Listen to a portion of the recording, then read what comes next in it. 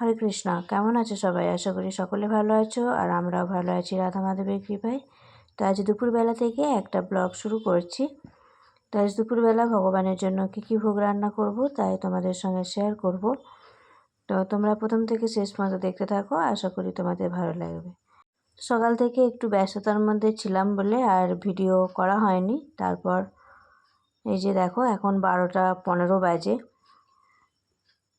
তো ভগবানের ভোগ রান্না করছি। তো এখনই ভাবলাম যে ভিডিওটা একটু করি।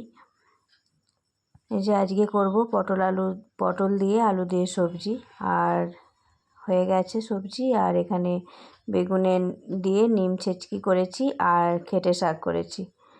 তো যাই হোক, ওদিকে সবজিগুলো সমস্ত রান্না হয়ে গেছে। আমি এখন বাসনগুলো সব ধুয়ে নিচ্ছি আর এদিকে অন্নটা হচ্ছে। তো সকাল থেকে একটু ব্যস্ত ছিলাম, তো রান্না করতে অনেকটাই দেরি হয়ে গেল। তো আর দেরি করে রান্না বসিয়েছিলাম বলে 2টো কড়াইয়ে করে তাড়াহুড়ো করে রান্না করে নিয়েছি। এই যে দেখো, সকালের আরতির বাসনগুলো পর্যন্ত ধোয়া হয়নি, তো সবই ধুয়ে নিলাম।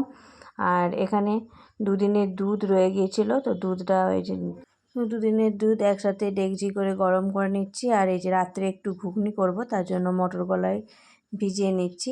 আর এদিকে অন্নটাও হয়ে এসছে, অন্নটা নামিয়ে নেব। তো প্রভু আবার অনেকগুলো নিম পাতা নিয়ে এসেছে। তো নিম পাতাগুলো আজ আর ছাড়িয়ে বেছে রাখার সময় হবে না, তো তার জন্য সেগুলো পলিথিনে ভরে আর ফ্রিজের মধ্যে রেখে নিলাম। আর এখন ঝাঁট দিয়ে একটু রান্নাঘরটা পরিষ্কার করে নেব।